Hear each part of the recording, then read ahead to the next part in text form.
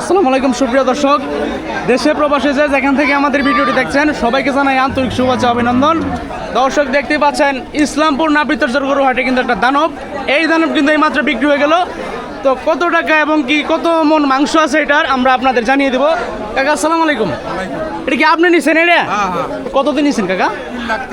3,30,000 টাকা। তো এটা কি আপনি কি ব্যাপারী? কত মন টাকাইছেন এটা? 12 মন। দর্শক এই যে গরুটা আমরা একটু ভালো করে দেখা দিই, এটা কিন্তু 12 মন টাকাইছে দর্শক। 12 মনের কিন্তু একটা গরু আমাদের ইসলামপুর নাপিতচর গরু হাটে দেখতে পাচ্ছেন। বিশাল আকৃতির সুনামদের একটা 12 মন মাংসের গরু। এইটা নিচ্ছেন আমাদের একজন চাচা। তো চাচা এটা কত নিচ্ছেন জানি? 3,30,000। দাম কেমন চাইছিল? এটা দাম 420 চাওয়া ছিল। তো মানে বেচা বিক্রি হয়েছে 3,30,000 টাকা। এটা নিচ্ছেন কয়জনে আপনারা? একাই ব্যবসা করবেন? ব্যবসা করবে। এটা কোন বাজারে আবার সেল হবে? কোন বাজারে বলেন? না এই বাজার থেকে তো নিলেন, এটা সেল দিবেন কোন বাজারে আবার? নকলা। কালকে জামালপুর নেবেন না? এই বেটা নেবেন নাকি? আমরা তো কাল জামালপুর যাবো।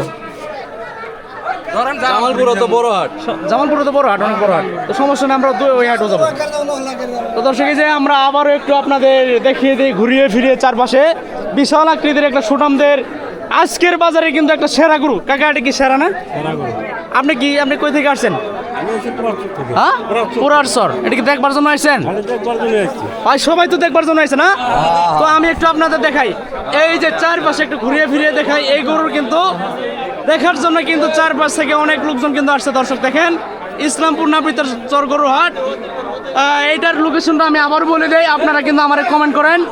এইটা হলো দর্শক ময়মনসিংহ বিভাগের জামালপুর জেলার ইসলামপুর থানার নাপিতচর গরু হাট থেকে কিন্তু এটা আমরা সরাসরি আপনাদের নিয়ে আসছি।